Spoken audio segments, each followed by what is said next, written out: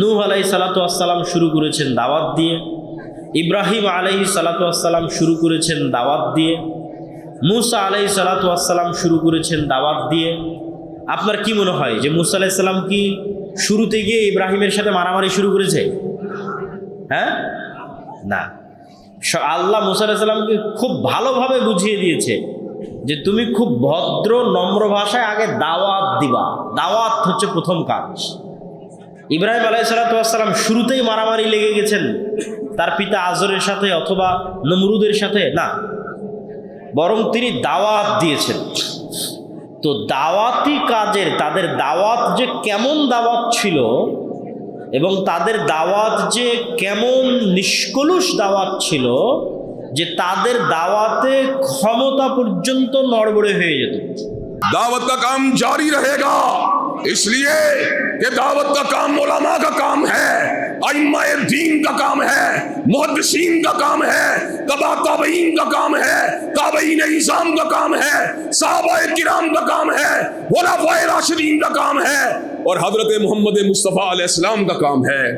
আপনি দেখেন যুগের যারা সবচেয়ে শক্তিশালী পাওয়ারফুল তাদের বিরুদ্ধে নবীরা দাওয়াতি কাজ করেছে। ইব্রাহিম আলাইহিস সালাতু ওয়াস সালাম যুগের শক্তিশালী বাদশাহ নমরুদের বিরুদ্ধে দাওয়াতি কাজ করেছে। মুসা আলাইহিস সালাতু ওয়াস সালাম যুগের শক্তিশালী বাদশাহ ফিরআউনের বিরুদ্ধে দাওয়াতি কাজ করেছে। মুহাম্মদ সাল্লাল্লাহু আলাইহি ওয়াসাল্লাম শক্তিশালী কুরাইশদের বিরুদ্ধে দাওয়াতি কাজ করেছে। सूरत शुआरा में सैयदना नूह ने समर का ऐलान फरमा दिया, इन नजरिया इल्ला अला रब्बिल आलमीन। सैयदना हूद ने समर का ऐलान फरमा दिया, इन नजरिया इल्ला अला रब्बिल आलमीन। सैयदना सालेह ने भी समर का ऐलान फरमा दिया, सैयदना शुएब ने भी समर का ऐलान फरमा दिया, सैयदना लूत ने भी समर का ऐलान फरमा दिया। इंशाअल्लाह हम भी दावत का काम बगैर लालच के करते रहेंगे और इंशाअल्लाह रब से अजर को इंशाअल्लाह समेट के छोड़ेंगे इंशाअल्लाह। अल्लाह के फजल करम से अल्लाह ने कलाम हमीद में इस अमर का ऐलान फरमा दिया, अपने नबी के पर इस वही का नज़ूल फरमा दिया, कुल्ला सलुकुम अलैहि अजरन। अल्लाह तबारक व तआला के नबी इस बात का ऐलान फरमाते हैं, मैं तुमसे इस दावत के बदले किसी अजर का तलबगार नहीं हूँ, इसलिए कि मेरा अजर अल्लाह रब्बुल आलमीन के पास है। শ্রদ্ধেয় শাইখ আব্দুর রাজ্জাক বিন ইউসুফ এসেছেন, তিনি আসতেছেন। আপনারা আবার মনে করিয়েন না যেন আসেনি, মনে হয় জি না, এসেছেন, আসতেছেন। হয়তো আসতে সেখান থেকে বের হয়ে এখানে পৌঁছতে যতক্ষণ সময় লাগে আর কি, ততক্ষণ পর্যন্ত আপনাদের ধৈর্য ধারণ এবং আমার এই সংক্ষিপ্ত অনুবাদ শ্রবণের জন্য আহ্বান জানাচ্ছি। হুবহু অনুবাদ নয়, সারমর্ম কথা আর কি। তো নবীদের দাওয়াতি কাজ এবং আমাদের দাওয়াতি কাজের মধ্যে পার্থক্যটা কোথায়, যে কেন নবীদের দাওয়াতি কাজে ক্ষমতার মসনদে আঘাত হতো আর আমাদের দাওয়াতি কাজে আমরা ক্ষমতার মসনদের সাথে লিয়াজু তৈরি হচ্ছে? এটা কেমন দাওয়াতি কাজ? তো আমাদের দাওয়াতি কাজে স্বার্থ আছে, নবীদের দাওয়াতি কাজে কোনো স্বার্থ ছিল না, যেটা উনি বক্তব্যে বলেছেন যে লা আসআলুকুম আলাইহি আজরা। নবীরা তাদের উম্মতের উদ্দেশ্যে দাওয়াত দিতেন একদম নিঃস্বার্থভাবে, যে না ফেরাউনের কাছে মুসা আলাইহিস সালামের কোনো স্বার্থ আছে যে কিছু সিটের ভাগাভাগি হয়ে গেলে মুসা আলাইহিস সালাম দাওয়াত বন্ধ করে দিবে, এরকম কোনো স্বার্থ মুসা আলাইহিস সালামের ছিল না। অথবা মুসা আলাইহিস সালাতু ওয়াস সালামকে কোনো একটা মাদ্রাসার প্রিন্সিপাল পদে অথবা কোনো একটা ফাউন্ডেশনের চেয়ারম্যান পদে অথবা সরকারি কোনো একটা মসজিদে কোনো একটা দায়িত্ব দিয়ে দিল, সরকারি কোনো একটা বিশ্ববিদ্যালয়ে চাকরি দিয়ে দিল, তা ওইটা না দেওয়ার আগ পর্যন্ত আমার দাওয়াত, আমার উথাল পাথাল, আমার সব কিছু আছে, যখন ওটা পেয়ে গেছি সব শেষ। এই দাওয়াত নবীদের দাওয়াত ছিল না। নবীদের দাওয়াত ছিল নিঃস্বার্থ দাওয়াত। কিন্তু আমি নিজেও দেখেছি যে আমরা আলেম ওলামারা নিঃস্বার্থ দাওয়াত দিতে পারছি না। যেমন আমার সাথে যখন চেয়ারম্যান, হয়তো শিক্ষা বোর্ডের চেয়ারম্যানের দেখা হচ্ছে, অথবা ইসলামিক ফাউন্ডেশনের কারো দেখা হচ্ছে, অথবা দেখা যাচ্ছে যে রাজশাহী জেলা বা শহরের কোনো ডিসিউসির দেখা হচ্ছে, তখন আমার ব্যক্তিগত কাজই শেষ হচ্ছে না, নিঃস্বার্থ দাওয়াত কখন দিব? যদি আমি বুঝাতে না পারি ব্যর্থতা, সব জায়গায় সেম অবস্থা। ধরেন আমার নিজের কাজই শেষ হচ্ছে না, মানে ধরেন আমার পত্রিকার রেজিস্ট্রেশন দরকার, আমি ওটার অনুরোধ করতে গেছি ডিসির কাছে। একটা মক্তবের ইসলামিক ফাউন্ডেশনের অনুমোদন দরকার, ওটার অনুরোধ করতে গেছি ইসলামিক ফাউন্ডেশন। তাহলে নিঃস্বার্থ কেমনে হবে? যাতে আমার জনপ্রিয়তাটা কাজে লাগিয়ে আমি যাতে কিছু একটা হাসিল করতে পারি, হয় আমার ব্যক্তির জন্য, না হয় আমার পরিবারের জন্য, না হয় আমার মাদ্রাসার জন্য, না হয় আমার দলের জন্য, কোনো না কোনো একটা, ব্যাস এই পর্যন্তই দাওয়াত শেষ। কিন্তু নবীদের দাওয়াত ছিল নিঃস্বার্থ। নিঃস্বার্থ দাওয়াত হওয়ার কারণে নবীদের দাওয়াত কবুল হয়েছে, আল্লাহ কবুল করেছে নবীদের দাওয়াত। আজও যদি নবীদের মতো নিঃস্বার্থ কোনো দায়ী বের হয়, তার দাওয়াতে বিপ্লব তৈরি হয়। মোহাম্মদ বিন আব্দুল ওয়াহাবের দাওয়াতে বিপ্লব তৈরি হয়েছে, রাষ্ট্র ক্ষমতা প্রতিষ্ঠিত হয়ে গেছে ইখলাস থাকার কারণে। এরকম যে কোনো দায়ীর দাওয়াতে দ্বীন ইসলাম বিজয় হয়ে যেতে পারে যদি এরকম নিঃস্বার্থ দায়ী আসে এবং নিঃস্বার্থ দাওয়াতি কাজ করে। দায়ীর ক্ষেত্রে দ্বিতীয় যে গুণের কথা উনি খুব জোর দিয়ে বলেছেন, সেটা হচ্ছে দায়ীর নিজস্ব জীবনে বাস্তবে আমল করা এবং নিজের পরিবারে বাস্তবে প্রয়োগ করা। আরও যদি সারমর্ম করে বলি তাহলে ইলম অনুযায়ী আমল করা। আজকের এই যুগের সবচেয়ে বড় ফিতনা হচ্ছে ইলম অনুযায়ী আমল না করা। শায়েখ আব্দুর রাজ্জাক বিন ইউসুফ বহু বক্তব্যে বলেছেন যে ভ্রান্ত আলেম, ভ্রান্ত হুজুর দিয়ে জাহান্নাম উদ্বোধন হবে, বলেননি?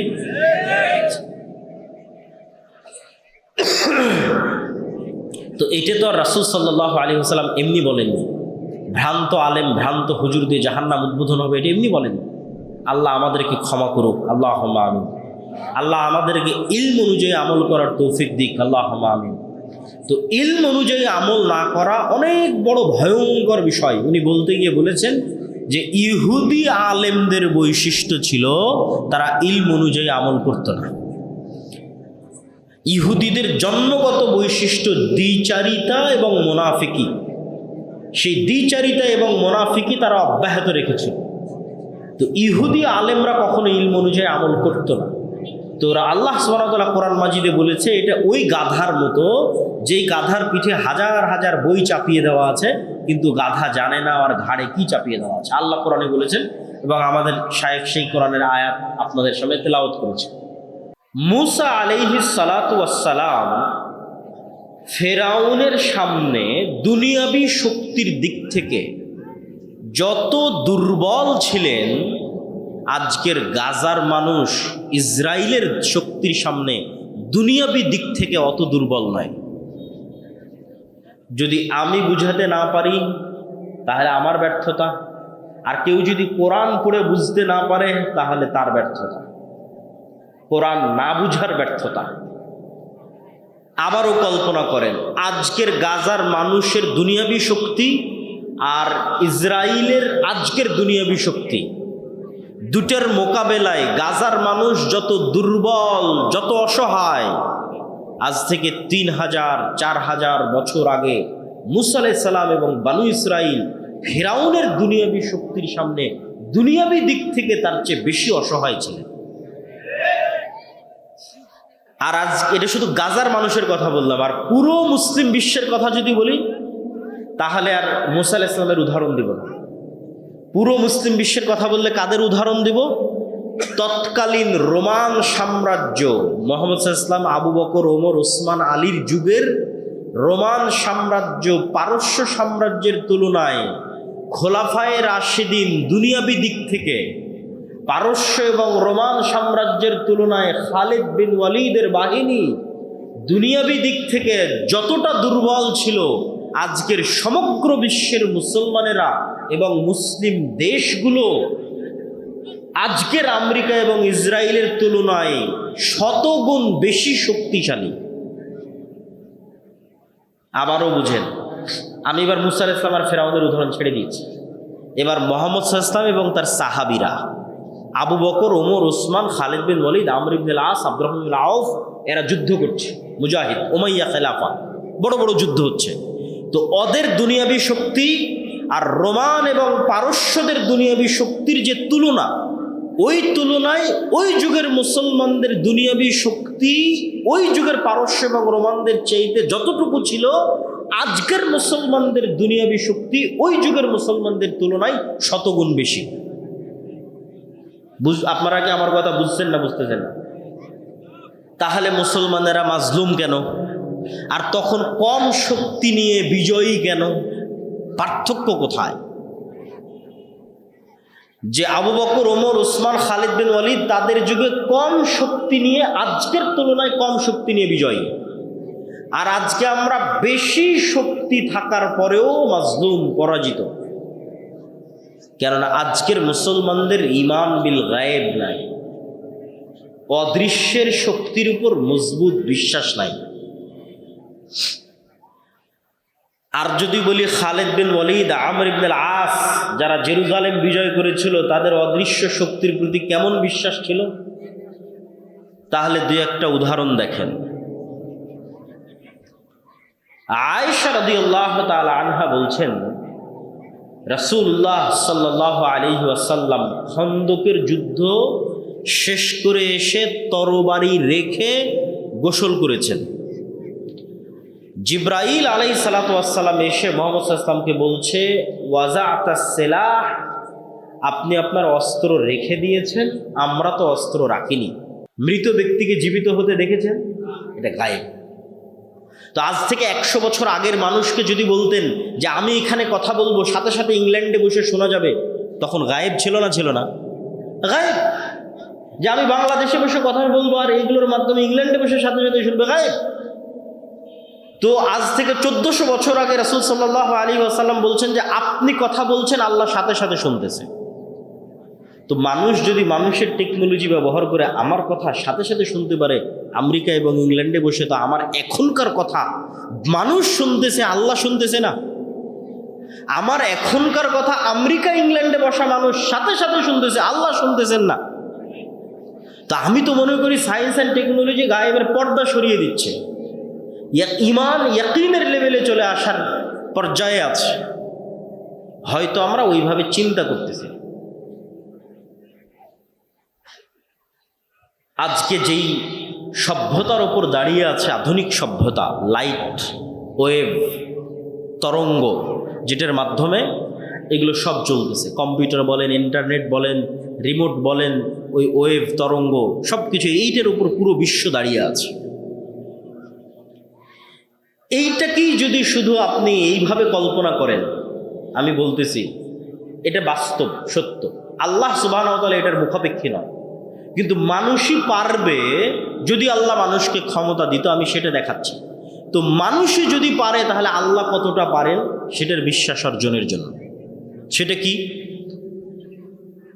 আপনি এবং আমি যদি আজকে আলোর গতির চাইতে বেশি গতি অর্জন করতে পারি, আগে আমরা ঘোড়ায় যেতাম, এখন গাড়িতে যাচ্ছি, বিমানে যাচ্ছি, রকেটে যাচ্ছি, করতে করতে ধরেন আলোর চাইতে বেশি গতি অর্জন করে নিলাম, যেটা মানুষের দ্বারা সম্ভব নয়। অর্জন করে নিয়ে যদি আমি আলোর গতিতে, আলো 30 বছর চললে যতদূর যাবে আমি ততদূর চলে গেলাম, অতি সহজ কল্পনা করা। আমি যেটা বলছি এটা কল্পনা করা কঠিন কিছু না, 2 মিনিট লাগবে আপনার কল্পনা করতে, যে আমি আলোর চেয়ে বেশি গতি অর্জন করলাম, করে আলো 30 বছর চললে যতদূর যেত আমি ওর আগেই ওখানে চলে গেছি। 30 বছর চললেও যতদূর যেত, যেহেতু ওর চেয়ে বেশি গতি অর্জন করেছি, গিয়ে ওখানে বসে আমি মোবাইলের মতো একটা যন্ত্র বানিয়েছি। কল্পনা করে মোবাইলের মতো একটা যন্ত্র, ক্যামেরার মতো একটা যন্ত্র বানিয়েছি। ওখানে বসে থেকে যদি আমি এখন দূরবীন ধরি দুনিয়ার দিকে, আর মোবাইলের মাধ্যমে যদি দুনিয়ার আওয়াজ শোনার চেষ্টা করি, তাহলে আজ থেকে 30 বছর আগে আমি রাতের অন্ধকারেও যা বলেছি তা আমিই শুনতে পাবো। আমি যা বলেছি আমিই তা শুনতে পাবো, আমার 30 বছর আগের কথা। আর যদি দূরবীন ধরি, তাহলে আমি রাতের অন্ধকারে যা করেছি, দিনে যা করছি, যেখানে যা করছি, প্রত্যেকটা জিনিস ঠিক লাইভ যেভাবে দেখা যায় ওভাবে লাইভ দেখা যাবে। কেন এগুলো সব আলোর মধ্যে ভেসে যাচ্ছে। আমার এই চেহারা, আমার কথা আলোর ওয়েভের মধ্যে ভেসে আমেরিকা পৌঁছে যাচ্ছে। তো এইটা 30 বছর চলতে থাকে, যতদূর যাবে আমি ওর আগে অতদূর পৌঁছে গেলে এগুলোই সব দেখতে পাবো, শুনতে পাবো। আপনি যদি 1400 বছর আগে চলে যান, তো বদরের যুদ্ধ লাইভ দেখতে পাবেন, যদি ওই লেভেলের যন্ত্র আবিষ্কার করতে পারেন। দূরবীন যদি ধরতে পারেন মক্কায়, তাহলে লাইভ দেখা যাবে বদরের যুদ্ধ। মানুষের কোনো আমল হারিয়ে যায় না, অসম্ভব। আল্লাহ সুবহানাহু ওয়া তাআলা কিভাবে মানুষের বিচার করবে আল্লাহ ভালো জানে, কিন্তু মানুষের আবিষ্কার করা জিনিস দিয়ে আমি বলতেছি যে মানুষের কোনো কথা হারিয়ে যায় না, মানুষের কোনো কাজ হারিয়ে যায় না। মানুষই মানুষের বিচার করে ফেলতে পারে। কাফা বিনাফসিকাল ইয়াউমা হাসিবা। মানুষ মানুষের বিচার করার জন্য আরো এর চাইতে ভয়ঙ্কর কথা বলি, যে মানুষ মানুষের বিচারের জন্য যথেষ্ট, তার চাইতে ভয়ঙ্কর কি? মানুষের ব্রেন কিন্তু কম্পিউটারের মতো, ডাটা। আমাদের বয়স 60 থেকে 70 বছর, আর বিজ্ঞান বলছে যে আমাদের ব্রেন যেভাবে সেট করা আছে 500 বছর চললেও সচল থাকবে। তো আমি যদি 500 বছর বেঁচে থাকি, তার মানে 500 বছর আগের কথাও আমার মনে থাকবে। এই লেভেলে ব্রেনের সক্ষমতা। যেমন এখন আমার বয়স যদি 30, তো 10 বছর আগের কথাও মনে আছে, 20 বছর আগের কথাও মনে আছে। তো আমার ব্রেনের সক্ষমতা যেহেতু 500 বছরের, তাহলে 500 বছর বাঁচলে 500 বছর আগের কথাও মনে থাকে। তাহলে আপনি নিজেই তো আপনার কোনো কাজ ভুলে যাননি। ইলন মাস্কই কয়দিন পর মানুষের ব্রেনকে ইন্টারনেটের সাথে কানেক্ট করে দিবে, চেষ্টা করতেছে। তো মানুষের ব্রেনকে যখন ইন্টারনেটের সাথে কানেক্ট করবে, তখন মানুষের ব্রেনের ডাটা মানুষই ট্রান্সফার করে দেখতে পাবে। তো কিয়ামতের মাঠে আপনার হিসাবের জন্য তো আপনার ব্রেনই যথেষ্ট, সব তো আপনার মনেই আছে রে বাবা। আপনি কি করেছেন দেখেন, আপনি এখন মোবাইলে যে ভিডিওটা দেখতেছেন, এটা কি ব্রেনে সেভ হচ্ছে না? এটা তো ব্রেনে সেভ হচ্ছে। তো কাফা বিনাফসিকাল ইয়াউমা হাসিবা, আপনার ব্রেন সাক্ষী দিবে। ব্রেনকে যদি একটা কম্পিউটারের মধ্যে বসায় দেওয়া যায়, যদি ইলন মাস্ক পারে, মানুষের কথা বলতেছি আমি, তো আপনি তো ওখান থেকে ডাটা ট্রান্সফার হবে। আপনি কি কি দেখেছেন সব ব্রেনে সেভ হয়ে আছে, কি কি বলেছেন সব ব্রেনে সেভ হয়ে আছে, কি কি করেছেন সব ব্রেনে সেভ হয়ে আছে। সব তো আপনিই জানেন, আপনি সত্য বলছেন না মিথ্যা বলছেন সব আপনি জানেন, সব আপনার ব্রেনে সেভ আছে। খালি ডাটা ট্রান্সফার করতে হবে। ডাটা ট্রান্সফার করে আপনাকে দেখাতে হবে, এই দেখো তোমার ব্রেনে এগুলো সব সেভ হয়ে আছে, তোমার কাজ, তোমার দেখা ছবি, তোমার এগুলো করা, তোমার এগুলো বলা কথা, সব তোমার ব্রেনে সেভ হয়ে আছে। কাফা বিনাফসিকাল ইয়াউমা হাসিবা। তা আমি তো মনে করি গায়েব উন্মোচন হয়ে যাচ্ছে, কিন্তু মানুষের ঈমান বিল গায়েব দুর্বল হয়ে যাচ্ছে। তো আজকে সংক্ষিপ্তভাবে আমরা একটা ঈমান বিল গায়েবের আলোচনা করব, সেটি হচ্ছে আল ঈমান বিল মালাইকা, ফেরেশতাদের উপর বিশ্বাস। আপনাদের মা আছে এই অস্তিত্বের উপর বিশ্বাস আপনার ইয়াকিনের লেভেলে না? কেননা জন্মের পরেই তো মাকে দেখেছেন। কেউ যদি বলে যে আপনার মা নাই, এটা আপনার মা নয়, আপনি কি বিশ্বাস করবেন? তাহলে জন্মের পরে মাকে দেখেছেন, তো মায়ের অস্তিত্বের প্রতি আপনার যেই লেভেলের বিশ্বাস, বিশ্বাস করেন আপনার সাথে ফেরেশতা আছে, এইটার সত্যতা আপনার মায়ের অস্তিত্বের চেয়ে বেশি সত্য। কেন বললাম যে আপনার মায়ের অস্তিত্বের চেয়ে বেশি সত্য? আদম আলাইহিস সালাতু ওয়াস সালাম যখন পৃথিবীতে এসেছেন, তখন আদম আলাইহিস সালাতু ওয়াস সালাম সৃষ্টির পর তার মাকে আগে দেখেছে না তার বাপকে আগে দেখেছে? মাও নাই বাপও নাই। কথা আবার বুঝতে পারছেন না? তা আদম আলাইহিস সালাম পৃথিবীতে আসার পর তার ছেলেকে আগে দেখেছে না তার স্ত্রীকে আগে দেখেছে? ছেলেও নাই, স্ত্রীও নাই। তো আদম আলাইহিস সালাম পৃথিবীতে আসার পর দুইটা ভিন্ন জগতের প্রাণীকে সবার আগে দেখেছে, একটা ফেরেশতা আর একটা জিন। তাহলে আমি আপনি মানুষ, মানুষের সাথে আগে পরিচিত না আগে ফেরেশতার সাথে পরিচিত? আগে ফেরেশতার সাথে পরিচিত। আমাদের পিতা আদম জন্মের পরে সর্বপ্রথম দুইটা ভিন্ন জগতের প্রাণীর সাথে পরিচিত হয়েছে, একটা ফেরেশতা একটা জিন। এই জন্য বললাম যে আপনার মায়ের অস্তিত্বের চেয়ে বেশি সত্য। কেন প্রথম যখন পৃথিবীতে আমরা এসেছি, তখন না মায়ের সাথে পরিচিত হয়েছি, না ছেলের সাথে পরিচিত হয়েছি, না স্ত্রীর সাথে পরিচিত হয়েছে। পরিচিত হয়েছি ফেরেশতার সাথে, পরিচিত হয়েছি জিন, শয়তান, ইবলিসের সাথে। তো ফেরেশতা কিসের তৈরি বলেন তো? কিসের তৈরি? নূরের তৈরি। নূর কি? নূর এক প্রকারের আলো। এই আলো নয়, কিন্তু এক প্রকারের আলো। এই আলো নয় সূর্যের আলো, লাইটের আলো, এই আলো নয়। ডান দিকের ভাইদেরকে কিন্তু আমরা এখনো বসাতে পারিনি। তো স্বেচ্ছাসেবক ভাইয়েরা বা দায়িত্বশীল ভাইয়েরা কোথায়? আমার বক্তব্য শেষ হতে হতে সবাইকে বসতে হবে মেহমান আসার আগে আগে। তো আপনাদের বসার ব্যবস্থা কিভাবে করা যায়? আউড় হোক অথবা কাপড় হোক, আপনারা এই যে এই দিকটা এখনো হয়নি, এই দিকটা অনেকক্ষণ থেকে ওনারা দাঁড়িয়ে আছে, বসার ব্যবস্থা পাচ্ছেন না ওনারা। তো আবার একটু বলেন যে ফেরেশতারা কিসের তৈরি? নূরের তৈরি। এখন নূর যে পৃথিবীতে আছে এটারই যদি বিশ্বাস না থাকে তাহলে ফেরেশতার উপর বিশ্বাস থাকবে কি করে? রাসূলুল্লাহ সাল্লাল্লাহু আলাইহি ওয়াসাল্লাম বলছেন, আল্লাহুম্মা জাআল ফি কলবি নূরা, হে আল্লাহ আমার অন্তরে নূর তৈরি করে দেন। ওয়াফি সামঈ নূরা, আমার কানে নূর তৈরি করে দেন। ওয়াফি বাসারি নূরা, আমার চোখে নূর তৈরি করে দেন। এখন আপনাকে আমি কি দিয়ে বুঝাবো নূর কি? কিন্তু উদাহরণ দিয়ে যতটুকু বুঝানো যায়, যতটুকু ঈমান বিল গায়েবকে ইয়াকিনের পর্যায়ে নেওয়া যায়, সেটাই আজকের বক্তব্যের চেষ্টা। তো আপনি যখন যুবক ছিলেন তখন আপনার চোখের পাওয়ার কম ছিল কি বেশি ছিল বুঝেননি।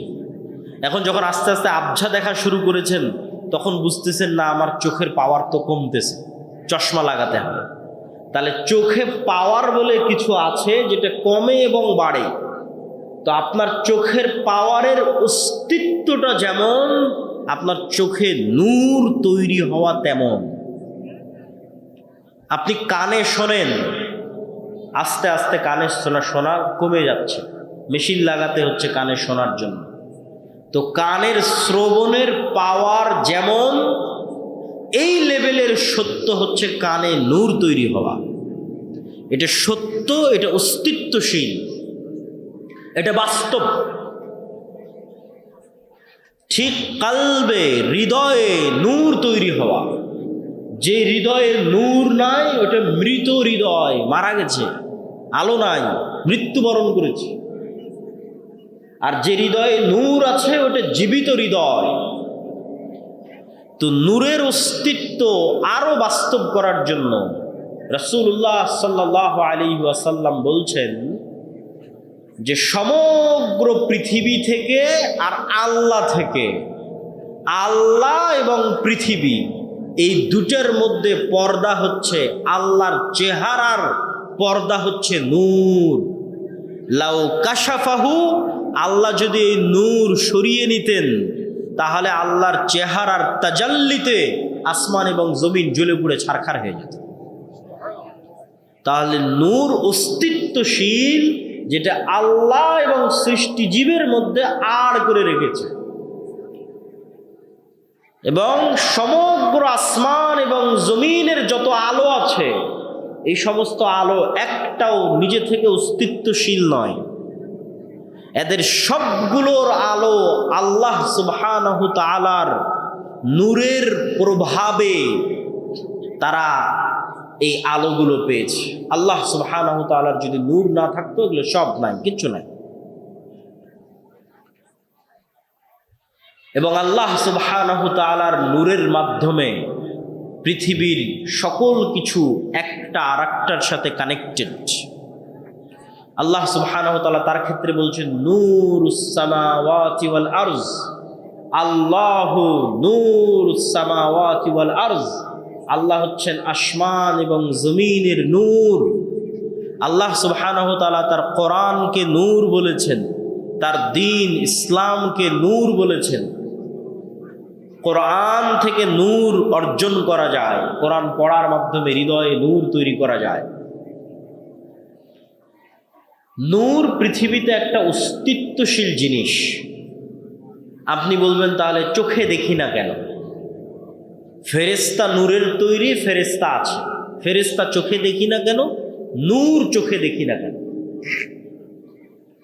এবার আর দুটো উদাহরণ দিব যে চোখে না দেখলেও জিনিস পৃথিবীতে থাকতে পারে তার প্রমাণ। আমরা আমাদের বাসা বাড়ির আশেপাশে যত প্রাণী দেখি, যত সৃষ্টিজীব দেখি, এগুলো সব নিদর্শন। এগুলো এক একটা নিয়ে গবেষণা করলে আপনি নিদর্শন পেয়ে যাবেন। যেমন আমি চিন্তা করতেছিলাম একদিন যে কবরের জীবন কেমন হতে পারে। রুহের জীবন একরকম ছিল, রুহের জীবন থেকে ট্রান্সফার হয়ে পৃথিবীতে আসলাম, পৃথিবী থেকে ট্রান্সফার হয়ে কবরে যাব, কবরের জীবনটা কেমন হবে।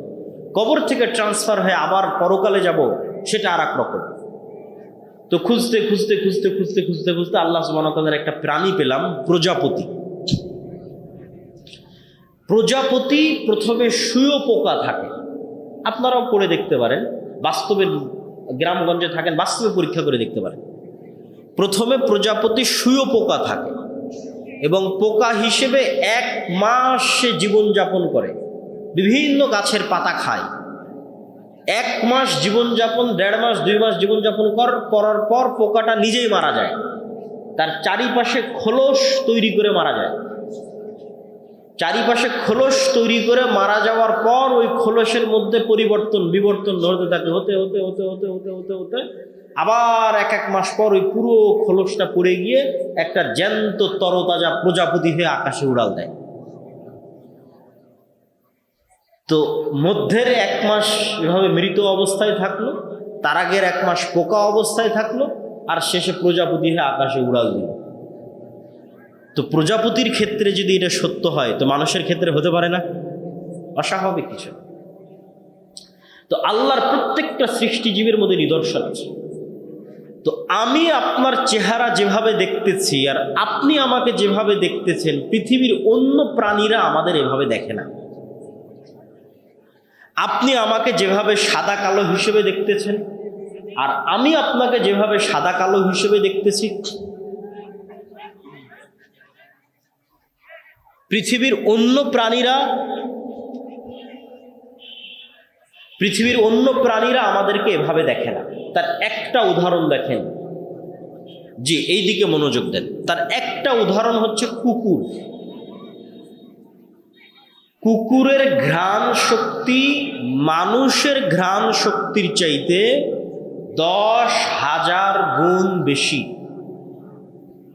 1 গুণ, 2 গুণ, 100 গুণ, 200 গুণ, 1000 গুণ, 10,000 গুণ বেশি ঘ্রাণ শক্তি কুকুরের মানুষের চাইতে। একটু সামনে ওনাকে বসতে দিতে হবে।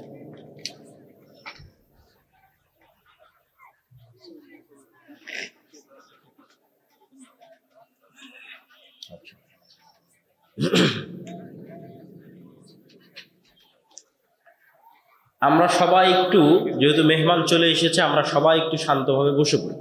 পিছনে যারা আছেন দয়া করে তারাও বসে পড়েন, হাতের ডানে যারা আছেন তারাও বসে পড়েন। আমি আমার বক্তব্য দীর্ঘায়িত করব না, উনি বক্তব্য দিবেন, আবার সেটার অনুবাদ করব, তারপরে শায়েখ আব্দুর রাজ্জাক বিন ইউসুফ আসবেন, উনিও আপনাদের সামনে বক্তব্য দেবেন। তারপর ওই যে পিছনে আরো বসার ব্যবস্থা করে দিতে বলে, আমার মনে হয় বসার ব্যবস্থা পাচ্ছে না লোকজন। জি সম্মানিত উপস্থিতি, ভাই সমস্যা নাই, ওরা বসে যাবে। ভাই ক্যামেরাম্যান যারা আছেন আপনারা বারবার না উঠে একবারই সেট আপ করে বসে পড়েন, আপনারা লোকজনকে ডিস্টার্ব দিয়েন না। সম্মানিত উপস্থিতি, তো আপনার কুকুরকে আপনি মনে করছেন যে কুকুর আপনাকে দেখে ঘেউ ঘেউ করছে, তো মনে হয় আপনার চেহারা দেখেছিলেন। জি না, আমি আপনার চেহারা দেখেছিলি যে আপনি মোটা পাতলা, এতটুকু লম্বা, আপনার মুখে দাঁড়িয়ে আছে, আপনি সাদা, আপনি কালো, এটা আমি চিনি কেন? ওই পর্যন্ত আল্লাহ আমাকে দেখার শক্তি দিয়েছে। কুকুর ওইটা দেখে চিনে না, কেন ওইভাবে ও দেখেই না, ওইভাবে দেখার ক্ষমতাই আল্লাহ তাকে দেয়নি। সে আপনাকে চিনে ঘ্রাণ দিয়ে, ঘ্রাণ দিয়ে চিনে ফেলে। তো পৃথিবীতে এমনও লেভেলের ঘ্রাণ আছে, 10,000 গুণ সূক্ষ্ম লেভেলের ঘ্রাণ আছে। যেমন এই মাইকটাতে যদি আমি 1000 বার টানি, কোনো ঘ্রাণই আমার নাকে আসবে না। তাহলে আমি যদি বলি এই মাইকের কোনো ঘ্রাণ নাই, মিথ্যা কথা, যে এই মাইকের কোনো ঘ্রাণ নাই। আমার জামা যদি আমার নাকে 1000 বার টানে কোনো ঘ্রাণ না আসে, আমি যদি বলি জামার কোনো ঘ্রাণ নাই, মিথ্যা কথা। এই জামাটা কুকুরের নাকে দেন, এই জামার ঘ্রাণ আছে, ও নিতে পারবে, আমি নিতে পারতেছি। তো পৃথিবীতে 10,000 লেভেলের সূক্ষ্ম গুণের ঘ্রাণ আছে, বাস্তবে অস্তিত্বশীল। মানুষ বুঝতে পারে না যার ঘ্রাণ আছে কিনা। শুধু কি মানুষ বুঝতে পারে না, মানুষের তৈরি করা কোনো মেশিনও বুঝতে পারে না যার ঘ্রাণ আছে কিনা। মানে মানুষ কুকুরের লেভেলের ঘ্রাণ নিতে পারবে, এই লেভেলের কোনো মেশিন আবিষ্কার করতে পারেনি। তাহলে এখন মানুষ যদি বলে যে না এটার কোনো ঘ্রাণ নাই, কেন মানুষ নিতে পারতেছে না, মানুষের যন্ত্র নিতে পারতেছে না, তো আল্লাহর সৃষ্টিজীব তো আছে, নিতে পারতেছে। এরকম আওয়াজের ক্ষেত্রে কিরে কবরের আওয়াজ তো শুনতে পাই না, কবরের আওয়াজ শুনতে পাচ্ছেন না মানে কবরের আওয়াজ হচ্ছে না, কবরের আযাবের আওয়াজ হচ্ছে না। যেই লেভেলের সূক্ষ্ম আওয়াজ কবরের আযাবের আওয়াজ, ওটা শোনার সক্ষমতা পৃথিবীর কোনো মানুষের না থাকলেও, পৃথিবীর তৈরি করা কোনো যন্ত্রের না থাকলেও আল্লাহর সৃষ্টিজীবের আছে। আল্লাহর সৃষ্টিজীব শুনতে পায়, প্রভাব দেখতে পাবেন, শুনতে পাবেন। হাতির আওয়াজ শ্রবণের ক্ষমতা মানুষের চেয়ে কয়েক হাজার গুণ সূক্ষ্ম। ভূমিকম্প হওয়ার আগেই হাতি শুনতে পায় যে হ্যাঁ নিচে কম্পন শুরু হয়েছে, আওয়াজ শুনতে পায়। আপনি শুনতে পাবেন না সে আওয়াজ, তো শুনতে পাচ্ছেন না মানে নাই। আপনি যখন রিমোট অন করেন ওর মধ্যে থেকে আলো বের হয়ে এসিতে গিয়ে লাগে, তা আপনি তো চোখে দেখেন না যে কোত্থেকে আলো বের হলো, কোথায় গিয়ে লাগে। এসি তো ঠিকই বন্ধ হয়ে গেছে, এসি তো ঠিকই অন হয়ে যাচ্ছে। হ্যাঁ, ওই আলো বিজ্ঞান ধরতে পারতেছে কিন্তু আপনি চোখে দেখতে পাচ্ছেন না। ওই একই কথা রাসূল সাল্লাল্লাহু আলাইহি ওয়াসাল্লাম বলতেছে যে জিন এবং শয়তানের আলো অন কাইন্ড অফ লাইট, এমন এক প্রকারের আলো যেটা তোমরা দেখো না কিন্তু কুকুর ঠিকই দেখে। ও যখন আজান হয় দেখে, তখন চিৎকার করে, ও দেখতে পায়।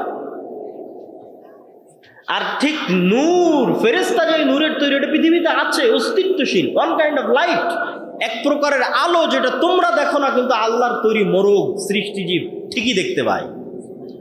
ফজরে যখন ফেরেশতারা উঠানামা করে তখন ঠিকই মোরগ চিৎকার করে। সম্মানিত উপস্থিতি, তো আমি প্রমাণ করছিলাম নূরের অস্তিত্ব পৃথিবীতে আছে। এবার দুই একটা হাদিস বলে আমার বক্তব্য শেষ করব। বদর এবং উহুদের যুদ্ধের দুই একটা ঘটনা।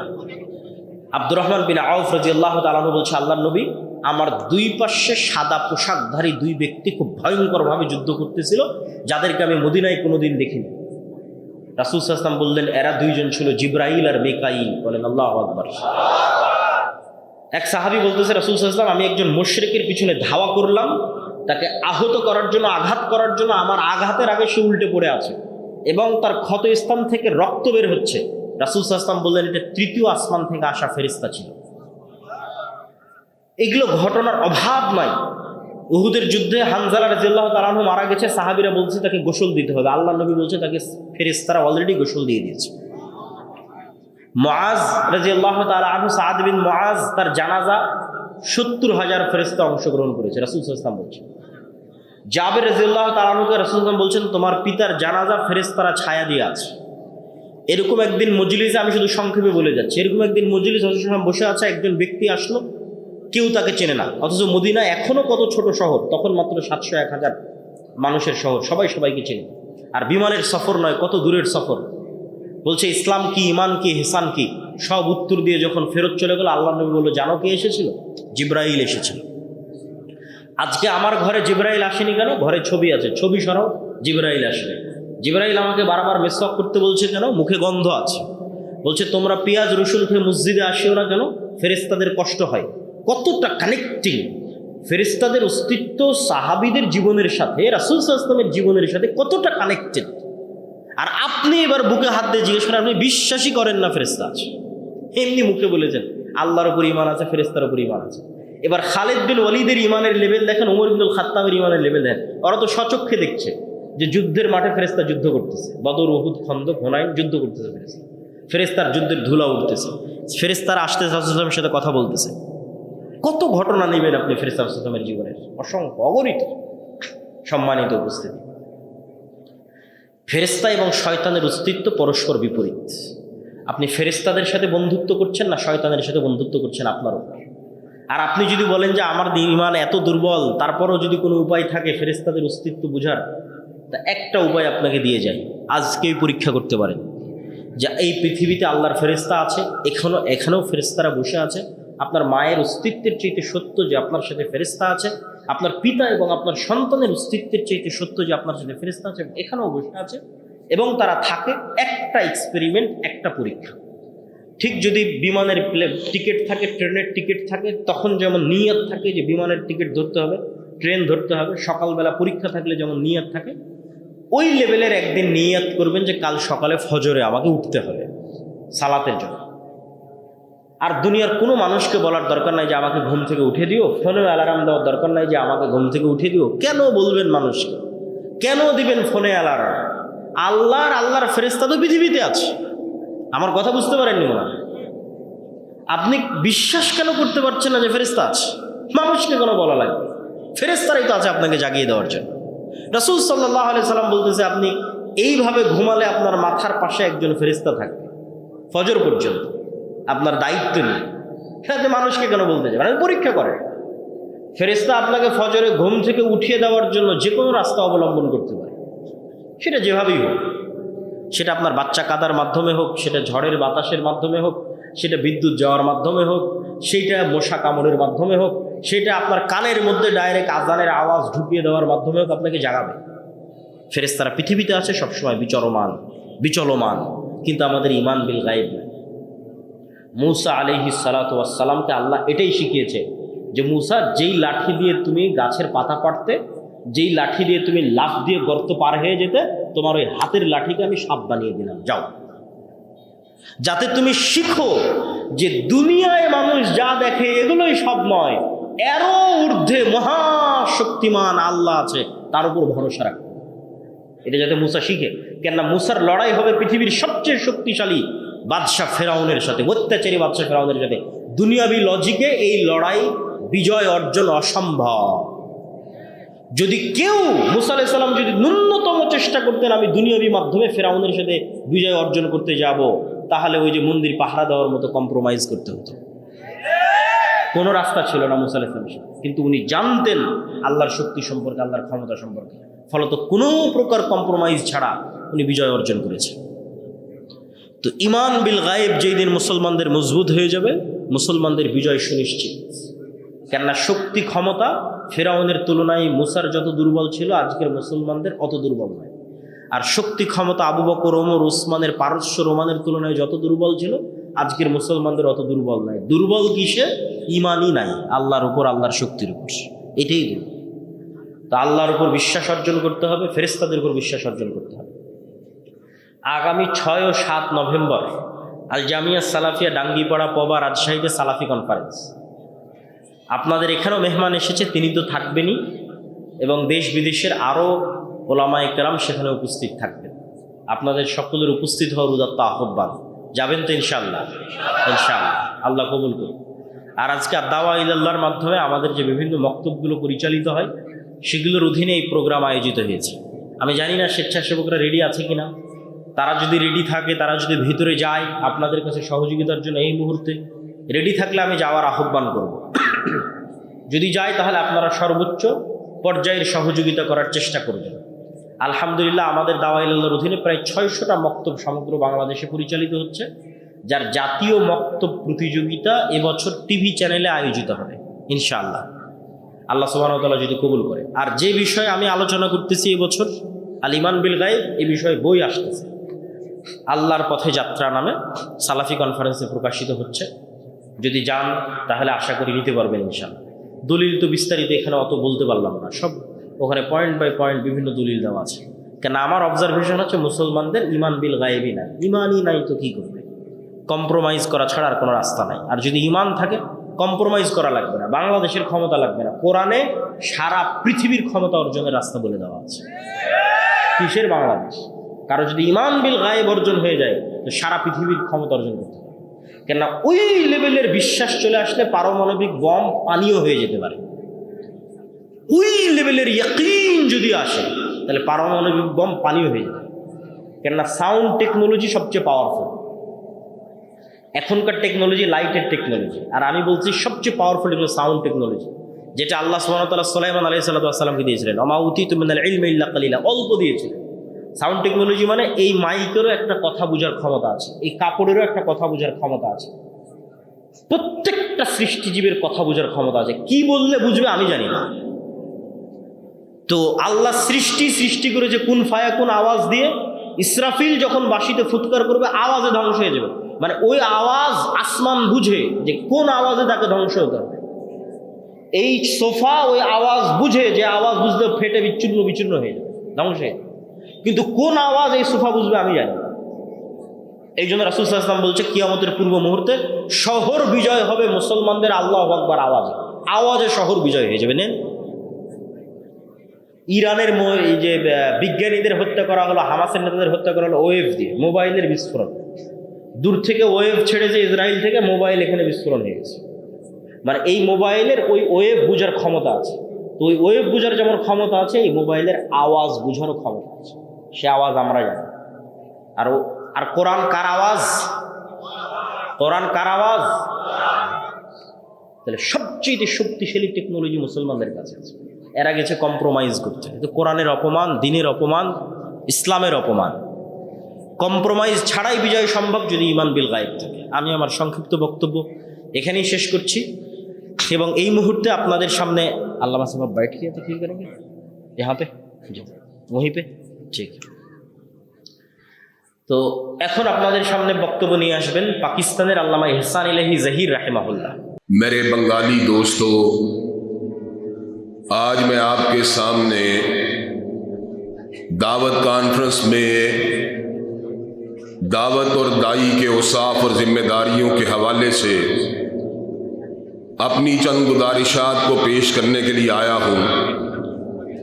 लेकिन उससे पहले ये बात कहना ज़रूरी समझता हूँ कि मैं पाकिस्तान से आपकी खिदमत में हाजिर हुआ।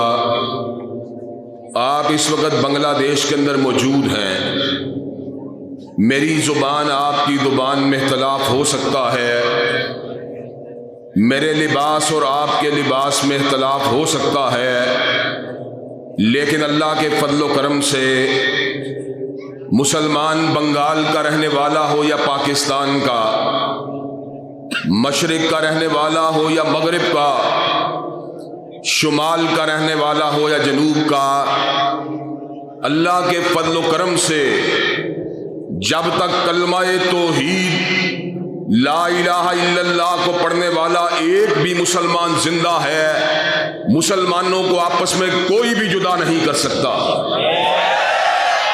अल्लाह के फजल व करम से हम तौहीद की दावत के हवाले से एक थे, एक हैं और एक रहेंगे। और मैं ये बात कह देना चाहता हूं, इंशाअल्लाह अपने इत्तिहाद के साथ और एहतसाम बिल किताब व सुन्ना के साथ और दावत दीन के साथ इंशाअल्लाह हम सेकुलरिज्म का मुकाबला करते रहेंगे। हम सहाबा के दुश्मनों का मुकाबला करते रहेंगे। हम हत्म नबूवत के मुनकरों का मुकाबला करते रहेंगे और इंशाअल्लाह अल्लाह अकबर का नारा लगाते रहेंगे। हज़रात गिरामी कदर, अल्लाह के फजल व करम से आज मैं आपके सामने इस बात को रखने के लिए आया हूं कि अजीम है वो लोग जो अल्लाह तबारक व ताला के दीन की खिदमत के लिए अपने आप को वक्फ कर देते हैं। दावत दीन का काम कोई मामूली काम नहीं। इस काम को सैयदना नूह ने किया, सैयदना इब्राहीम ने किया, सैयदना मूसा कलीम ने किया, सैयदना ईसा रूहुल्लाह ने किया और मोहम्मद करीम अलैहिस्सलाम ने किया। इंशाअल्लाह जब तक एक भी मुसलमान जिंदा है, दावत तौहीद व सुन्नत का काम जारी और सारी रहेगा। और अल्लाह के फजल व करम से इस रास्ते के अंदर आने वाली कोई भी रुकावट, इस रास्ते में मिलने वाली कोई भी धमकी और इस रास्ते में दिया जाने वाला कोई भी लालच हमें दावत दीन से नहीं रोक सकता। हम अल्लाह ताला के फजल व करम से खैर उम्मत हैं और हमें खैर उम्मत का एजाज़ अगर हासिल हुआ, न सरमाये से हासिल हुआ, न लिबास से हासिल हुआ, न कौमियत से हासिल हुआ, हमें खैर उम्मत का एजाज़ अगर हासिल हुआ तो दावत इलल किताब व सुन्ना से हासिल हुआ। और इंशाअल्लाह दावत का ये काम जारी रहेगा। और आज मैं ये बात भी कह देना चाहता हूं कि हम अरबी नहीं है, कुरान भी अरबी है, रसूलुल्लाह भी अरबी थे, लेकिन आज बंगाल हो या हिंदुस्तान हो, पाकिस्तान हो या नेपाल हो, तुम्हें मुसलमान अगर नजर आता है तो दावत दीन की वजह से नजर आता है। इंशाअल्लाह मुझे ये बात बतलाएं, दावत का काम जारी रखेंगे कि नहीं रखेंगे? इंशाअल्लाह दावत का काम जारी रहेगा। इसलिए کہ دعوت کا کام علماء کا کام ہے، ائمہ دین کا کام ہے، محدثین کا کام ہے، تبع تابعین کا کام ہے، تابعین اعظام کا کام ہے، صحابہ کرام کا کام ہے، خلفائے راشدین کا کام ہے، اور حضرت محمد مصطفیٰ علیہ السلام کا کام ہے۔ انشاءاللہ جس طرح اپنے باپ کے کاروبار کو بیٹا جاری رکھتا ہے، انشاءاللہ ہم بھی اپنے رب کے قرآن کی دعوت کو اور نبی پاک کے فرمان کی دعوت کو انشاءاللہ جاری رکھیں گے، اور اس راستے کے اندر آنے والی کوئی بھی رکاوٹ ہمارے راستے کو تبدیل نہیں کر سکتی۔ اللہ کے فضل و کرم سے ہم احمد ابن حنبل کے بیٹے ہیں، جس کو قید خانے کے اندر پھینکوایا گیا، لیکن احمد ابن حنبل نے اپنی گردن کو حق کی پاسداری کے لیے اٹھائے رکھا۔ ہم امام مالک کے فرزند ہیں، جس کی پشت کے پر کوڑے مارے گئے، لیکن حضرت امام مالک نے کہا من عرفنی فقد عرفنی ومن لم یعرفنی فانا مالک بن انس، جو مجھے جانتا ہے وہ تو جانتا ہے، جو نہیں جانتا وہ سن لے کہ میں انس کا بیٹا مالک ہوں۔ ہم ابن تیمیہ کے فرزند ہیں، جسے قید خانے کے اندر جسے جانا گوارا کر لیا، لیکن دعوت کتاب و سنت کو چھوڑنا گوارا نہیں کیا۔ ہم اللہ کے فضل و کرم سے ابن قیم کے فرزند ہیں، جس نے اعلیٰ کلمت اللہ کے پرچم کو اٹھا دیا۔ ہم اللہ کے فضل و کرم سے سید نذیر حسین معزز دہلوی کے فرزند ہیں، جس نے دلی کے بازاروں کے اندر پتھروں کو کھا لیا، لیکن قال اللہ و قال رسول کی دعوت سے ہٹنا گوارا نہیں کیا۔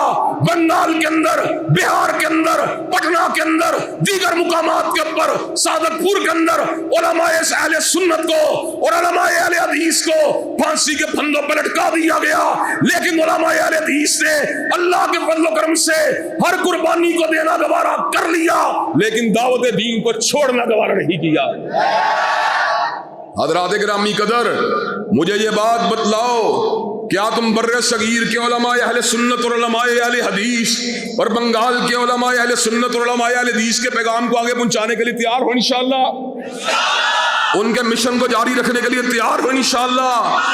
حضرات گرامی قدر، اللہ تبارک و تعالیٰ کے فضل و کرم سے آج میں آپ کے سامنے اس بات کو رکھنے کے لیے آیا ہوں کہ داعی کے اوپر بڑی باری ذمہ داریاں عائد ہوتی ہیں۔ دعوت کا کام نبیوں کا کام ہے، اس لیے دعوت کا کام جو بھی کرتا ہے اس کو مصیبتوں کو سہنا پڑتا ہے۔ کبھی اس کو کال کوٹریوں میں جیلوں کی دھکیل دیا جاتا ہے، کبھی اس کے ہاتھ میں ہتھکڑی کو لگا دیا جاتا ہے، کبھی اس کے پیروں میں بھیڑیوں کو ڈال دیا جاتا ہے، کبھی اس کو ہجرت کے اوپر مجبور کر دیا جاتا ہے، کبھی اس کی جائیداد کو ضبط کر دیا جاتا ہے، کبھی اس کو شہید کر دیا جاتا ہے، لیکن جو حق کا علمبردار ہوتا ہے، جو حق کا داعی ہوتا ہے، وہ کٹنا گوارا کر لیتا ہے، مگر غیر اللہ کے سامنے جھکنا گوارا نہیں کرتا۔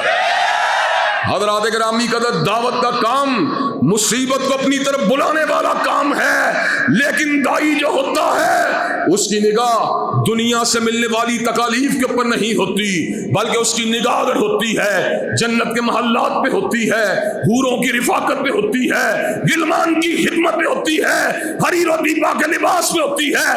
انشاءاللہ دنیا میں دعوت دے کے چھوڑیں گے اور انشاءاللہ جنت میں انشاءاللہ جا کے چھوڑیں گے انشاءاللہ۔ حضرات گرامی قدر، میں دوسری بات یہ بھی بتلا دینا چاہتا ہوں، جہاں پہ دعوت کا کام جو ہے ابتلاؤں کو آواز دینے والا کام ہے، وہاں پر دعوت کا کام جو ہے اس کے بدلے لالچ کو بھی تش کرنا پڑتا ہے، اس کے بدلے کاروباروں کی بھی قربانیاں دینی پڑتی ہیں، اس کے لیے کئی مرتبہ اپنے بیوی بچوں کو چھوڑ کے اپنے گھروں سے لمبے سفر کرنے پڑتے ہیں، اس لیے کہ یہ مشن وہ ہے جس کا اجر فقط اللہ رب العالمین کے پاس ہے۔ سورۃ الشعراء میں سیدنا نوح نے اس امر کا اعلان فرما دیا، ان اجریہ الا علی رب العالمین۔ سیدنا ہود نے اس امر کا اعلان فرما دیا، ان اجریہ الا علی رب العالمین۔ سیدنا صالح نے بھی اس امر کا اعلان فرما دیا، سیدنا شعیب نے بھی اس امر کا اعلان فرما دیا، سیدنا لوط نے بھی اس امر کا اعلان فرما دیا۔ انشاءاللہ ہم بھی دعوت کا کام بغیر لالچ کے کرتے رہیں گے اور انشاءاللہ رب سے اجر کو انشاءاللہ سمیٹ کے چھوڑیں گے انشاءاللہ۔ اللہ کے فضل و کرم سے اللہ نے کلام حمید میں اس امر کا اعلان فرما دیا، اپنے نبی کے پر اس وحی کا نزول فرما دیا، قل لا اسألکم علیہ اجرا۔ اللہ تبارک و تعالیٰ کے نبی اس بات کا اعلان فرماتے ہیں، میں تم سے اس دعوت کے بدلے کسی اجر کا طلبگار نہیں ہوں، اس لیے کہ میرا اجر اللہ رب العالمین کے پاس ہے۔ दाई का दूसरा काम क्या होता है? जिस बात की दावत देता है उसको उसके ऊपर खुद भी अमल करना चाहिए। या अय्युहल्लज़ीना आमनू लिमा तक़ूलूना मा ला तफ़अलून कबूरा मक़्तन इंदल्लाहि अन तक़ूलू मा ला तफ़अलून।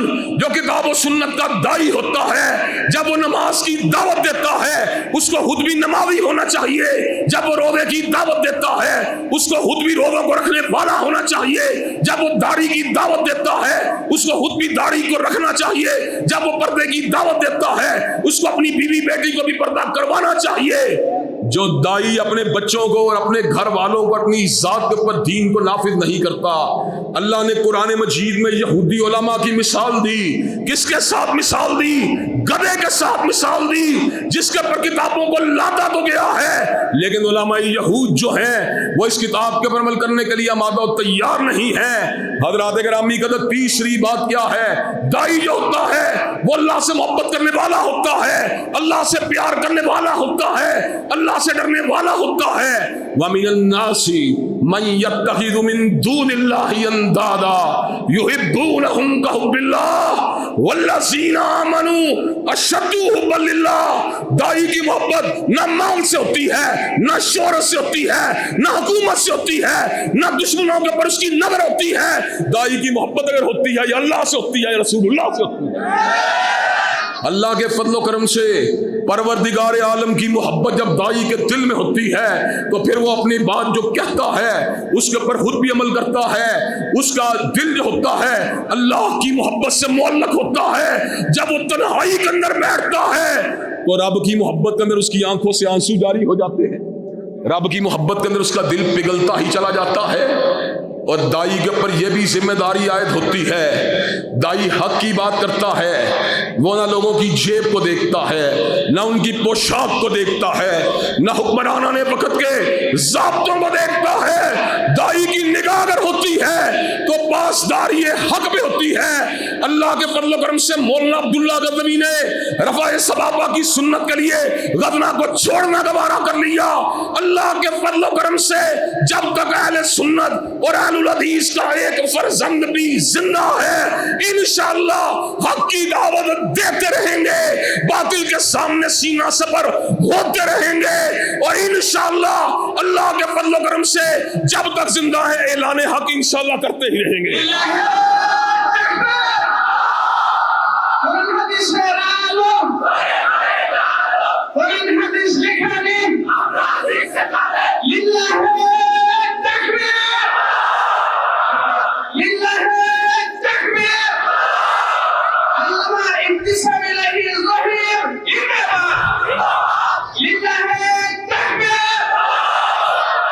हज़रात गिरामी कदर, और दाई के ऊपर यह भी जिम्मेदारी आयद होती है, दाई दिखलावे के लिए काम नहीं करता, वो दिखलावे के लिए रियाकारी के लिए काम नहीं करता।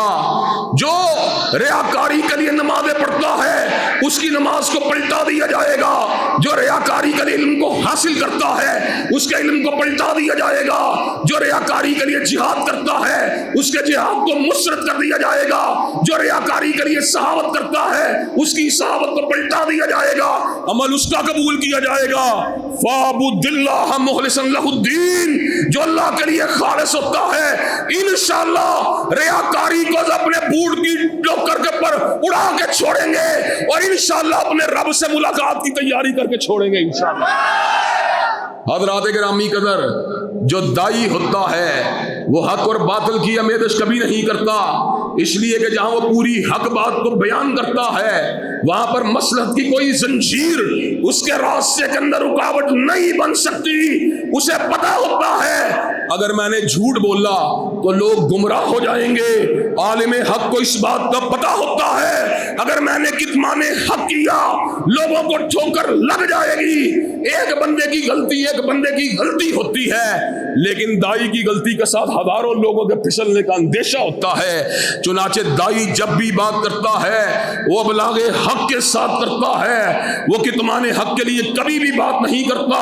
हज़रात गिरामी कदर, और ये बात भी बतला दूं, दाई कभी जो होता है वो अकेले होने से खौफज़दा नहीं होता, दाई की जो है नजर अपने 7 लोग जो है उनके ऊपर नजर नहीं होती कि 500 लोग मेरे साथ होंगे या 50 लोग मेरे साथ होंगे, मैं तब हक बात करूंगा। दाई जो होता है वो अकेला भी राय का राई होता है। ताइफ की वादी के अंदर मेरे आका को पत्थरों का निशाना बनाया गया, पहाड़ों का फरिश्ता हजरत जिब्रील के साथ आया, कहा का हुक्म करो ताइफ की इस वादी को तो पहाड़ों के दरमियान पीस के रख दिया जाए। मेरे नबी ने कहा था अल्लाहुम्मा दी कौमी फइन्नहुम ला यालमून। मेरा नबी अकेला था और आज यहाँ पे उलमाए अहले सुन्नत और उलमाए अहलुल हदीस की मौजूदगी में ये बात कह देना चाहता हूँ। अल्लाह के फजल करम से आज बंगाल से लेकर पाकिस्तान तक दुनिया के हर मुकाम में अहले हदीस की जमातें, अहले सुन्नत की जमातें मौजूद हैं। लेकिन अगर हक बात की बात आए, हमारे साथ कोई भी ना चले, हमारे साथ कोई भी कंधे से कंधा न मिलाए, हम अकेले भी रह जाएं, इंशाअल्लाह हक का ऐलान करते ही रहेंगे, हक का ऐलान करते ही रहेंगे, हक का ऐलान करते ही रहेंगे। इसलिए कि हमारी निगाह अगर होती है रब ताला की रिजा के ऊपर होती है। हज़रात गिरामी कदर, मुझे ये बात बतलाइए कि आप दीन की दावत के लिए अपने आप को वक्फ करने के लिए तैयार हैं इंशाअल्लाह? अपनी औलादों को वक्फ करने के लिए तैयार हैं इंशाअल्लाह? इंशाअल्लाह हक में नबूवत के मुनकरों का मुकाबला करने के लिए तैयार हैं इंशाअल्लाह? सेकुलर और लिबरल नासर का मुकाबला करने के लिए तैयार हैं इंशाअल्लाह? मजलूम मुसलमानों की हिमायत में आवाज को उठाने के लिए तैयार हैं इंशाअल्लाह? आलाए कलिमतुल्लाह के लिए अपने आप को वक्फ करने के लिए तैयार हैं इंशाअल्लाह? इंशाअल्लाह शब गुरेज़ा होगी आहर जलवाए खुर्शीद से, और ये चमन मामूर होगा नगमाए तौहीद से। वाखिरु दावाना अल्हम्दुलिल्लाहि रब्बिल आलमीन।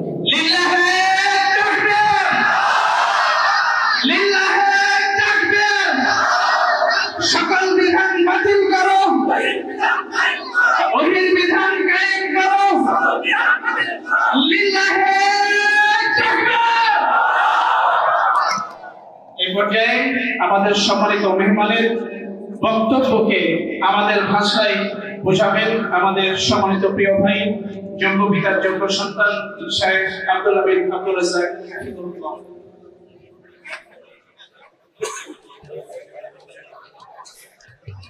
আরেকটু পিছনে, আরেকটু পিছনে যাবে, পিছনে। হ্যাঁ,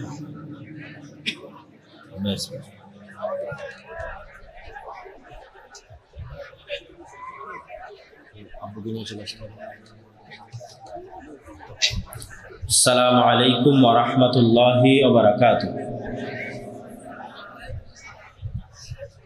মাশাআল্লাহ, আলহামদুলিল্লাহ। আওয়াজের যে গতি এবং যে গম্ভীরতা, তা যে মানুষকে উদ্বেলিত করতে পারে তা আমরা চোখের সামনে দেখছিলাম। আল্লাহ সুবহানাহু ওয়া তাআলা শায়েখের হায়াতে তাইয়্যিবা দান করুক, বলেন আল্লাহুম্মা আমিন।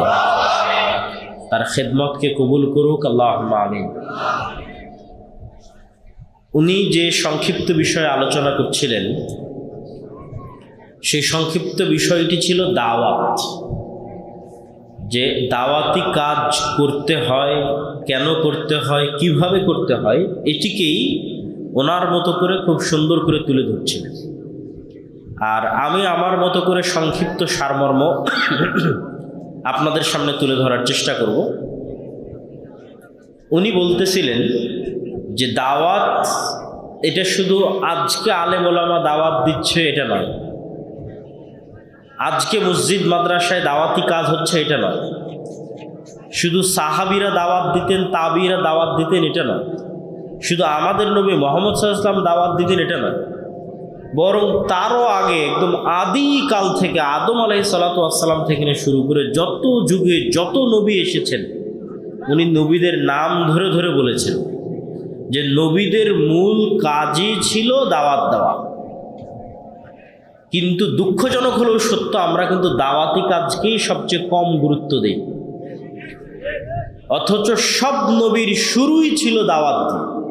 নূহ আলাইহিসসালাতু ওয়াসসালাম শুরু করেছেন দাওয়াত দিয়ে, ইব্রাহিম আলাইহিসসালাতু ওয়াসসালাম শুরু করেছেন দাওয়াত দিয়ে, মুসা আলাইহিসসালাতু ওয়াসসালাম শুরু করেছেন দাওয়াত দিয়ে।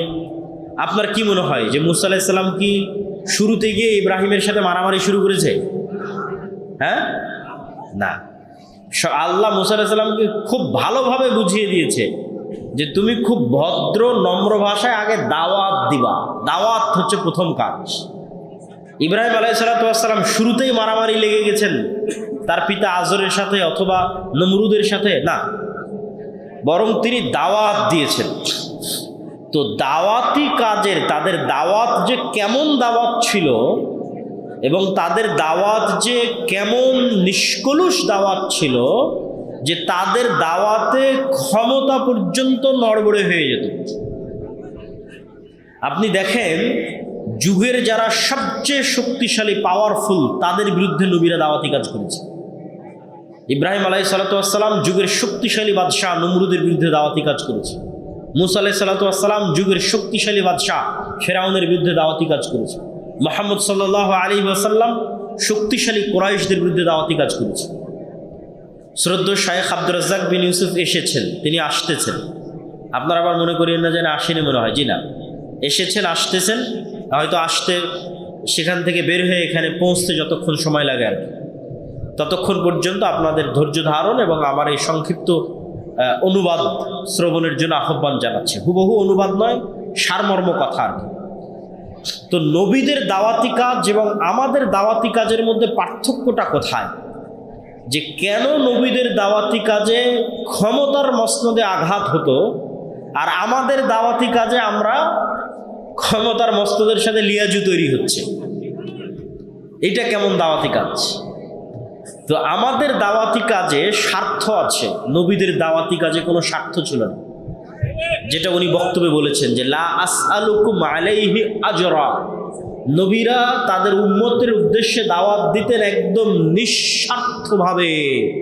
যে না ফেরাউনের কাছে মুসা আলাইহিস সালামের কোনো স্বার্থ আছে যে কিছু সিটের ভাগাভাগি হয়ে গেলে মুসা আলাইহিস সালাম দাওয়াত বন্ধ করে দিবে, এরকম কোনো স্বার্থ মুসা আলাইহিস সালামের ছিল না। অথবা মুসা আলাইহিস সালামকে কোনো একটা মাদ্রাসার প্রিন্সিপাল পদে অথবা কোনো একটা ফাউন্ডেশনের চেয়ারম্যান পদে অথবা সরকারি কোনো একটা মসজিদে কোনো একটা দায়িত্ব দিয়ে দিল, সরকারি কোনো একটা বিশ্ববিদ্যালয়ে চাকরি দিয়ে দিল, তা ওইটা না দেওয়ার আগ পর্যন্ত আমার দাওয়াত, আমার উথাল পাথাল, আমার সব কিছু আছে, যখন ওটা পেয়ে গেছি সব শেষ। এই দাওয়াত নবীদের দাওয়াত ছিল না। নবীদের দাওয়াত ছিল নিঃস্বার্থ দাওয়াত। কিন্তু আমি নিজেও দেখেছি যে আমরা আলেম ওলামারা নিঃস্বার্থ দাওয়াত দিতে পারছি না। যেমন আমার সাথে যখন চেয়ারম্যান, হয়তো শিক্ষা বোর্ডের চেয়ারম্যানের দেখা হচ্ছে, অথবা ইসলামিক ফাউন্ডেশনের কারো দেখা হচ্ছে, অথবা দেখা যাচ্ছে যে রাজশাহী জেলা বা শহরের কোনো ডিসিউসির দেখা হচ্ছে, তখন আমার ব্যক্তিগত কাজই শেষ হচ্ছে না, নিঃস্বার্থ দাওয়াত কখন দিব? যদি আমি বুঝাতে না পারি ব্যর্থতা, সব জায়গায় সেম অবস্থা। ধরেন আমার নিজের কাজই শেষ হচ্ছে না, মানে ধরেন আমার পত্রিকার রেজিস্ট্রেশন দরকার, আমি ওটার অনুরোধ করতে গেছি ডিসির কাছে। একটা মক্তবের ইসলামিক ফাউন্ডেশনের অনুমোদন দরকার, ওটার অনুরোধ করতে গেছি ইসলামিক ফাউন্ডেশন। তাহলে নিঃস্বার্থ কেমনে হবে? যাতে আমার জনপ্রিয়তাটা কাজে লাগিয়ে আমি যাতে কিছু একটা হাসিল করতে পারি, হয় আমার ব্যক্তির জন্য, না হয় আমার পরিবারের জন্য, না হয় আমার মাদ্রাসার জন্য, না হয় আমার দলের জন্য, কোনো না কোনো একটা, ব্যাস এই পর্যন্তই দাওয়াত শেষ। কিন্তু নবীদের দাওয়াত ছিল নিঃস্বার্থ। নিঃস্বার্থ দাওয়াত হওয়ার কারণে নবীদের দাওয়াত কবুল হয়েছে, আল্লাহ কবুল করেছে নবীদের দাওয়াত। আজও যদি নবীদের মতো নিঃস্বার্থ কোনো দায়ী বের হয়, তার দাওয়াতে বিপ্লব তৈরি হয়। মোহাম্মদ বিন আব্দুল ওয়াহাবের দাওয়াতে বিপ্লব তৈরি হয়েছে, রাষ্ট্র ক্ষমতা প্রতিষ্ঠিত হয়ে গেছে ইখলাস থাকার কারণে। এরকম যে কোনো দায়ীর দাওয়াতে দিন ইসলাম বিজয় হয়ে যেতে পারে যদি এরকম নিঃস্বার্থ দায়ী আসে এবং নিঃস্বার্থ দাওয়াতি কাজ করে। দায়ীর ক্ষেত্রে দ্বিতীয় যে গুণের কথা উনি খুব জোর দিয়ে বলেছেন, সেটা হচ্ছে দায়ীর নিজস্ব জীবনে বাস্তবে আমল করা এবং নিজের পরিবারে বাস্তবে প্রয়োগ করা।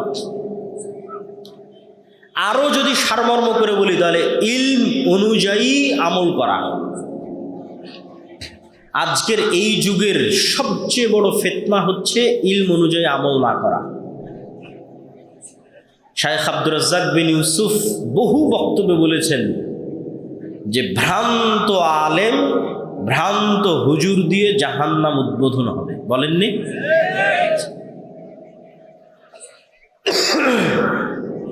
তো এটা তো আর রাসূল সাল্লাল্লাহু আলাইহি ওয়াসাল্লাম এমনি বলেননি। ভ্রান্ত আলেম ভ্রান্ত হুজুর দিয়ে জাহান্নাম উদ্বোধন হবে, এটা এমনি বলেননি। আল্লাহ আমাদেরকে ক্ষমা করুক, আল্লাহুম্মা আমিন। আল্লাহ আমাদেরকে ইলম অনুযায়ী আমল করার তৌফিক দিক, আল্লাহুম্মা আমিন। তো ইলম অনুযায়ী আমল না করা অনেক বড় ভয়ঙ্কর বিষয়। উনি বলতে গিয়ে বলেছেন যে ইহুদি আলেমদের বৈশিষ্ট্য ছিল তারা ইলম অনুযায়ী আমল করত না। ইহুদিদের জন্মগত বৈশিষ্ট্য দ্বিচারিতা এবং মুনাফিকি, সেই দ্বিচারিতা এবং মুনাফিকি তারা অব্যাহত রেখেছিল। তো ইহুদি আলেমরা কখনো ইলম অনুযায়ী আমল করতো না। তো ওরা আল্লাহ সুবহানাহু ওয়া তাআলা কোরআন মাজিদে বলেছে এটা ওই গাধার মতো, যেই গাধার পিঠে হাজার হাজার বই চাপিয়ে দেওয়া আছে কিন্তু গাধা জানে না আর ঘাড়ে কি চাপিয়ে দেওয়া আছে। আল্লাহ কোরআনে বলেছেন এবং আমাদের শায়েখ সেই কোরআনের আয়াত আপনাদের সামনে তেলাওয়াত করেছে।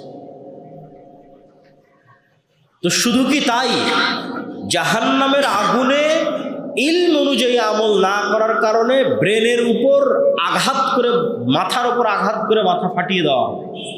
মিথ্যা বলার কারণে চোয়াল ফেড়ে ফেলা হবে। বক্তা এবং আলেম তার নাড়ি ভুড়ির চারপাশে ঘুরতে থাকবে। মানুষ এসে বলবে আপনি ভালো ভালো কথা বলতেন, আপনার এই অবস্থা কেন? সে বলবে আমি তোমাদের যা বলতাম আমি নিজে তা করতাম না। নাউজুবিল্লাহ। তো এটা শুধু আপনি মনে করছেন না, আপনি আলেম মানে যদি শুধু ভাইরাল বড় আলেম মনে করেন, এটা সবার নিজ নিজ জ্ঞান অনুযায়ী, নিজ নিজ জ্ঞানের মাত্রা অনুযায়ী। আপনার কাছেও জ্ঞান আছে, আপনিও মানুষকে কল্যাণের কথা শোনান, দুইটা ভালো কথা শোনান, কিন্তু আপনি কতটুকু করেন? সম্মানিত উপস্থিতি, 3 নম্বর যে পয়েন্ট উনি আলোচনা করেছি, যে দাওয়াতি কাজে আলেম ওলামা কখনো দুনিয়াবি সফলতা এবং ব্যর্থতাকে দেখবে না। দাওয়াতি কাজে আলেম ওলামার মূল দায়িত্ব হবে আল্লাহর সন্তুষ্টি এবং পরকালের জান্নাত। যদি দুনিয়াবি সফলতা এবং ব্যর্থতা দেখি তাহলে নূহ আলাইহিস সালামকে বলতে হবে তিনি ব্যর্থ নবী। নাউজুবিল্লাহ। সহিহ হাদিসে এসেছে যে কিয়ামতের মাঠে এমনও নবী আসবে যেই নবীর সাথে একটা অনুসারী নাই, এমনও নবী আসবে যেই নবীর অনুসারী একজন, এমনও নবী আসবে যেই নবীর অনুসারী 2 জন, এমনও নবী আসবে যেই নবীর অনুসারী মাত্র 3 জন। তাহলে আপনি কি বলবেন এই নবীরা ব্যর্থ? কিন্তু ঠিকই তো আমাদেরকে বলেন যে আপনারা আর কতদিন এভাবে দাওয়াতি কাজ করবেন, রাষ্ট্রে তো দিন প্রতিষ্ঠা হলো না, তাহলে তো আপনারা ব্যর্থ। ব্যর্থতার মানদণ্ড এটার উপর নির্ভর করছে না যে আমি দুনিয়াতে কতটুকু সফল হলাম, কেননা আমার ওই কথা হয়তো আমার বক্তব্যের সাথে কানেক্ট হচ্ছে যে কেননা আমার মূল সফলতা তো পরকাল। আমার মূল সফলতা কোথায়? পরকাল। দেখতে হবে আমি আল্লাহর সন্তুষ্টির জন্য কাজ করছি কিনা, জান্নাতের উদ্দেশ্যে কাজ করছি কিনা। এই জন্য আল্লাহ সুবহানাহু ওয়া তাআলা বলেছেন ফামান যুহযিহা আনিন নার ওয়া উদখিলাল জান্নাহ, যাকে জাহান্নাম থেকে সরিয়ে দেওয়া হলো এবং জান্নাতে প্রবেশ করানো হলো ও সফল হয়ে গেছে। ঠিক আছে, যাকে জাহান্নাম থেকে সরিয়ে দেওয়া হলো এবং জান্নাতে প্রবেশ করানো হলো সে সফল কাম। বক্তব্যের আরেকটা পয়েন্ট ছুটে যাবে, না হলে বলতে পারবো না। উনি আহলে হাদিস আলেম ওলামাদের অবদানের কথা বলেছেন। শাহ ওলিউল্লাহ মুহাদ্দিস দেহলভী থেকে শুরু করে, মিয়া নাজির হুসাইন দেহলভী থেকে শুরু করে, সানাউল্লাহ অমৃতসুরি, মাওলানা আব্দুর রহমান মোবারকপুরি, মাওলানা শামসুল হক আজিমাবাদী থেকে শুরু করে, মাওলানা আবদুল্লাহ গাজীপুরি থেকে শুরু করে, আল্লামা ইহসান ইলাহি জাহির রাহিমাহুল্লাহ, এই ভারত পাকিস্তান এই উপমহাদেশে যত আহলে হাদিস আলেম ওলামা আছে তারাও দিনের বিষয়ে অটল থেকে দাওয়াতি কাজ করেছে। এবং শায়েখ আব্দুর রাজ্জাক বিন ইউসুফের মধ্যেও এই বৈশিষ্ট্য আছে যা করোনা ভাইরাসের মৌসুমের সময় মানুষজন দেখতে পেয়েছে। আল্লামা ইবতেসাম ইলাহি জহিরও পাকিস্তানে কোনো 3 ফিট দূরত্ব নাই, কোনো মাস্ক নাই, খোলা মাঠে ঈদের জামাত আদায় করেছে, বলেন আল্লাহু আকবার। আর বাংলাদেশেও এই ফিতনার মোকাবেলায় দিনের উপর অটল ছিলেন শায়েখ আব্দুর রাজ্জাক বিন ইউসুফ। তো এই যে আহলে হাদিস আলেমরা যে দিনের উপর অটল থাকেন সেটার কথাও তিনি তুলে ধরেছেন। তো আল্লাহ সুবহানাহু ওয়া তাআলা আমাদেরকে দিনের উপর অটল থাকার, জান্নাতের উদ্দেশ্যে, আল্লাহর সন্তুষ্টির উদ্দেশ্যে তৌফিক দান করুক, আল্লাহুম্মা আমিন। আমি ওনার বক্তব্যের সংক্ষিপ্ত অনুবাদ এখানেই শেষ করছি। সবাইকে আবারও আগামী 6-7 নভেম্বর সালাফি কনফারেন্সের দাওয়াত দিয়ে আমার কথা শেষ করছি। আসসালামু আলাইকুম ওয়া রাহমাতুল্লাহি ওয়া বারাকাতুহু।